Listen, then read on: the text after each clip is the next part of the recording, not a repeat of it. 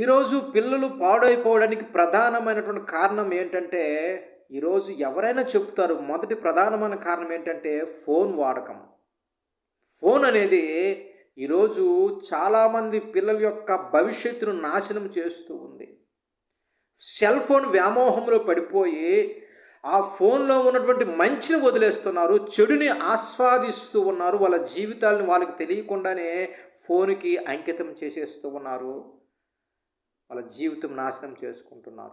రెండోదిగా ఏం ఏంటంటే పాపపు స్నేహము. బైబిల్ గ్రంథం సెలవిస్తున్న మాట ఏంటో తెలుసా?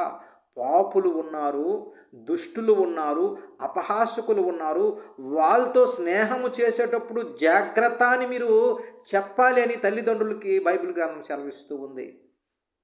వాళ్ళు నడిచే తోవలు నడవకూడదంట. వాళ్ళతో స్నేహాలు ఎక్కువగా పెంచుకోకూడదంట. అటువంటి వారి విషయంలో మనము అటువంటి స్నేహాలు ఉంటే కట్ చేయమని బైబిల్ గ్రంథం సెలవిస్తూ ఉంది.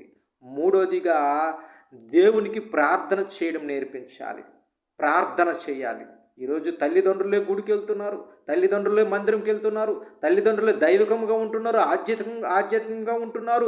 ప్రతి ఒక్క దైవకమైన విషయంలో పాల్గొంటున్నారు. కానీ పిల్లల్ని పట్టించుకోవడం వదిలేస్తూ ఉన్నారు. పిల్లల్ని కూడా నీవు తల్లిదండ్రులుగా, తల్లిగా, తండ్రిగా నీవు కూడా వాళ్ళ మందిరానికి, గుడికి తీసుకొని వెళ్ళి నీవు ప్రార్థన చేసినప్పుడు నీ పక్కనే ఉంటే నిన్ను కూడా వాళ్ళు చూసి వాళ్ళు కూడా దేవునితో అనుసంధానం చేసుకుంటారు. వాళ్ళు కూడా దేవునికి ప్రార్థన చేయడానికి ఇష్టపడతారు. దైవమైన భక్తిలో వాళ్ళు పెరుగుతారు. ఈ రకమైనటువంటి ఈ 3 విషయాలు పిల్లల జీవితంలో మనం నేర్పగలిగితే వాళ్ళ జీవితానికి మనం బంగారు బాటలు వేయవలసినటువంటి తల్లిదండ్రులకు మనం ఉంటాము. వాళ్ళ జీవితం బాగుంటుంది. కాబట్టి ప్రియమైనటువంటి తల్లిదండ్రులారా, బిడ్డలకి ప్రేమపూర్వకంగా ఈ